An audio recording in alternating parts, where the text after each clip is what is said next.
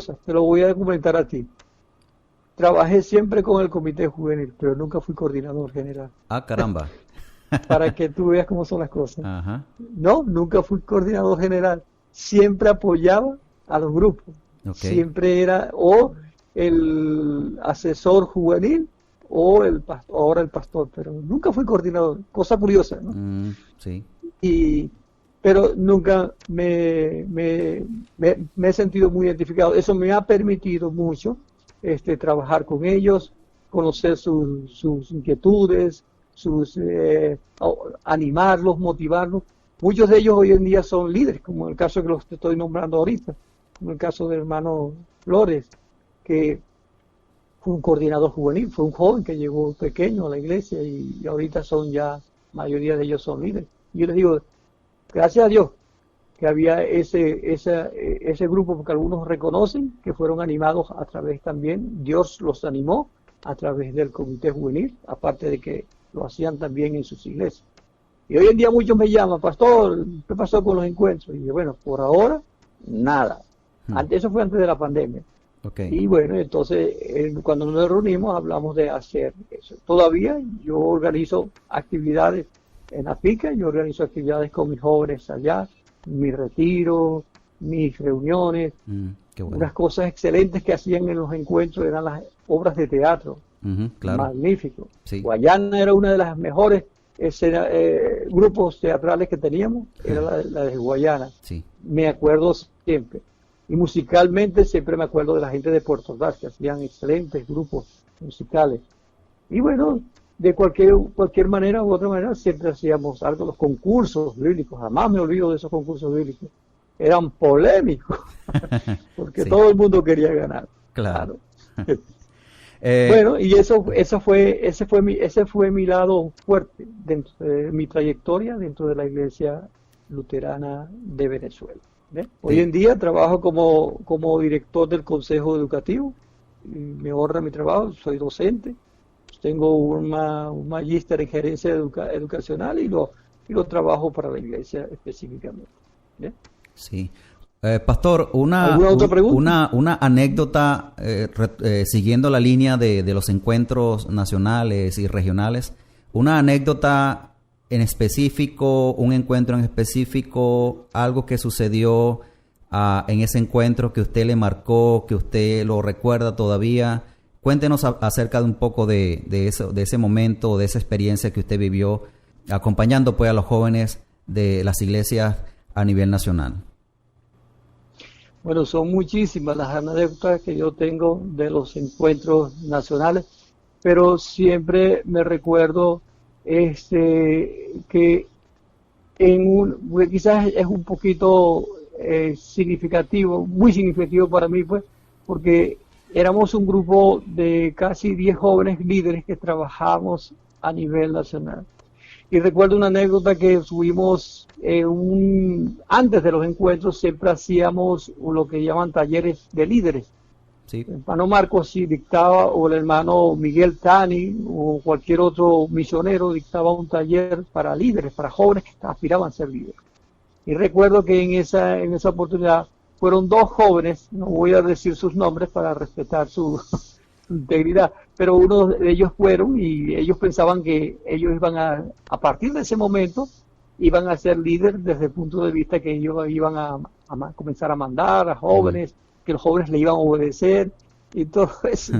Y recuerdo que uno de ellos dijo, bueno, Marco, ya terminamos el taller, ahora ¿qué vamos a hacer? Ya comienzo a mandar jóvenes. Y Marco le dijo, bueno, sí, como ya vamos a comenzar a acomodar las instalaciones para recibir a los jóvenes, Marco le dijo, sí, toma, y le dio una escoba, comienza a mandar esa escoba, y de la escoba a todo el sitio. Pero pastor, yo fue a ser líder. Bueno, un líder comienza por allí a servir, no a ser servido. Así que comienza a trabajar por allí. Y esa fue experiencia muy bonita porque todos hacíamos cualquier cosa. A veces estábamos allá en San Antonio, nos trepábamos esos andamios altísimos para acomodar las banderas, porque eso es algo muy, muy típico de los encuentros, las banderas de los encuentros. Y adornábamos todo eso bien bonito. Y mi anécdota más bonita era que yo iba a esos encuentros y me olvidaba totalmente del mundo. Ya. Me centraba en eso. Qué bueno que no había celular, Ah. qué bueno que no había teléfono, porque uno se centraba Cosa que era en el evento. ha interrumpido, bueno, los últimos momentos de los encuentros, el teléfono, el Instagram, el Sí, Facebook señor. y todo eso, bueno, ha arropado lamentablemente esta situación. He sabido de líderes que han tenido que buscar una cestita para colocar los teléfonos allí para que los muchachos puedan concentrarse en las actividades, ¿no? Y realmente Sí, es una experiencia en aquellos tiempos, ¿verdad? Cuando no había ningún tipo de medios de comunicación y realmente nos concentrábamos. Digo concentrábamos porque fui parte de muchos encuentros y nos concentrábamos totalmente de esas experiencias que ustedes como líderes organizaban para nosotros. sí, sí, y ese es el detalle. Fue una época para mí, lo que llamo yo, la época de oro de los encuentros nacionales, porque en verdad jóvenes llegaban allí y la dinámica era tan grande, porque no era solamente estudiar, había juegos, había dinámicas y había tiempo para conversar y Ujú. para conocerse y para hacer nuevas amistades. Sí. Yo hice un gran amigo allí que conocí hasta ahorita en Ciudad Bolívar, no sé, hermano Andrés Barruet, se llamaba antes Andrés Centeno, lo conocíamos así. También un hijo de Marcos, Marcos educó espiritualmente. Y entonces allí nos conocimos y todavía somos grandes. Bueno, de hecho somos compadres, hasta somos compadres. Ah, ok. Entonces, eso es la experiencia de los encuentros nacionales vivida y cada joven que va vive su propia experiencia. En los últimos encuentros que tuvimos allí en Guayana, recuerdo mucho que le pregunté a algunos jóvenes, ¿cómo te sientes? Me dijo, pastor, como que en mi vida esto no lo había concebido, me siento feliz. Uno de los encuentros donde tú estuviste coordinando allí con la hermana Joana, y ellos Ujú. se sintieron muy felices porque tuvieron su encuentro también con Dios muy particular, muy especial. Yo creo que esas actividades hacen falta y deberíamos, una vez pase esta pandemia, Dios mediante, y logramos así que sea su voluntad, para que podamos nuevamente retomar ese trabajo o que surja un joven líder y que tenga esa responsabilidad. Tengo en planes dictar algunos talleres de líderes para Ah, qué bueno. poder motivar a los jóvenes. Sí, esos son uno de mis planes, Muy motivar a bien. jóvenes a realizar, Excelente. trabajar en coordinaciones de encuentros jurídicos. Y tengo la experiencia, por supuesto, con ustedes. Quería hacer uno a nivel de Guayana por la cuestión de traslado, de pasaje, uno a nivel de Ujú. Oriente y uno a nivel de Occidente, para motivar a los jóvenes a que retomen su trabajo de liderazgo en las iglesias. Así que Claro que sí. pronto estaremos viéndonos nuevamente, Con la ayuda de Dios. Hermanos, con hermanas la ayuda de que nos escuchan en esta hora, no nos vemos, pero sí nos escuchamos, una sección especial acerca de conociendo a nuestros pastores a nivel nacional, a nivel de nuestra querida Venezuela. Pastor Félix, retomando un poco acerca de su vida, acerca de usted allí, ese pastor que ha tenido una trayectoria durante tantos años y que realmente ha sido de gran bendición y ha sido de gran bendición pues para todo aquel que usted ha tenido la oportunidad de servirle de parte de Dios. Así que me gustaría retomar nuevamente un poco acerca de su vida y me gustaría que nos contaras un poco acerca de tu familia. Cuéntanos acerca de ellos, tu esposa, tus hijas. Bueno, yo soy hijo de una familia de 15 hermanos y el único de esos 15 hermanos, el primero pues, que comenzó en los caminos de Dios fui yo. Okay. Luego mis hermanos, algunos de ellos, se han incorporado. Mi madre antes de fallecer murió en la fe, murió creyendo, ella puso su vida en manos de Dios y eso fue una experiencia muy bonita para mí. Conocer luego a mi esposa, a la que es mi esposa, la conocí fue en la universidad cuando estudiamos. Yo tenía la particularidad que cuando en la misma universidad yo buscaba a personas que veían deprimidas, veía solas, yo me acercaba a ellos y les conversaba. Así conversé con muchos amigos que hoy son grandes amigos, muchos están en la fe, porque me acerqué y le di un folleto de Cristo para todas las naciones, y ese era mi contacto con ellos. Y así fue, encontré una vez a mi esposa, a mi vida, y me acerqué a ella para hablarle de la palabra de Dios. Y ahí nos hicimos amigos y comenzamos a intercambiar. Ella quiso asistir a la iglesia y bueno, sin yo quererlo, ni ella también, porque habíamos dicho para no confundir los sentimientos, las emociones. Claro. Resulta ser que Dios tenía planes y bueno, nos hicimos novios, y luego, ya terminando mi carrera, me trasladé hacia Bolívar, donde nos casamos allá. El hermano Marcos, que me acompañó, fue el padrino de la boda, y el hermano pastor Alcide fue el que predicó en ese momento.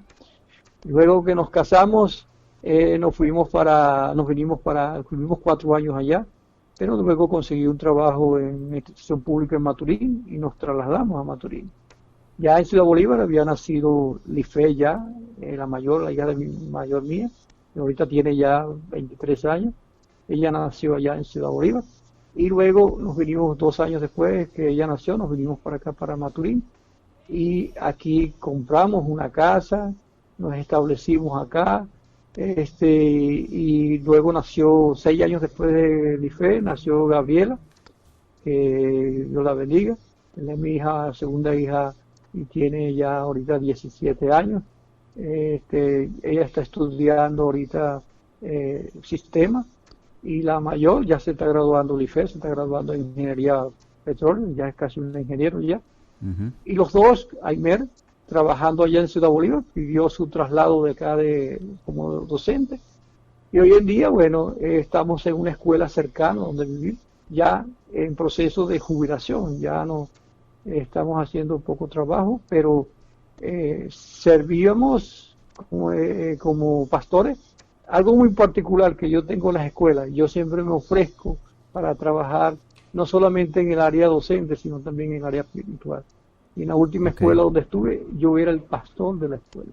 Ah, qué bueno. Yo iba oficialmente, hacía los devocionales, dirigía actividades, y me iba con mi ropa clerical, cosa que no hacía anteriormente. Lo hice acá y ellos lo aceptaron, y yo era como el párroco de la institución, y a ellos les agradó mucho eso.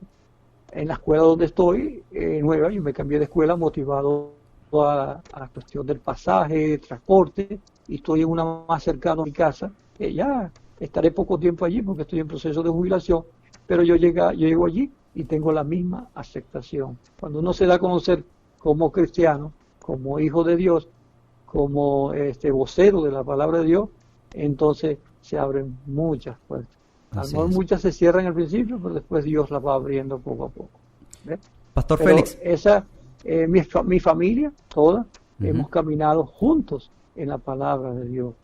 Ya Life, ya pronto que termine, ya buscará su trabajo, ya tiene su novio, es un muchacho de la iglesia, y bueno, él está en Panamá. Cuando él termine su carrera, que está terminando estudiando allá, ellos formarán su propia familia. Ese es nuestro trabajo, y ese es el legado que nos queda de nuestros hijos, que ellos hagan sus propias vidas.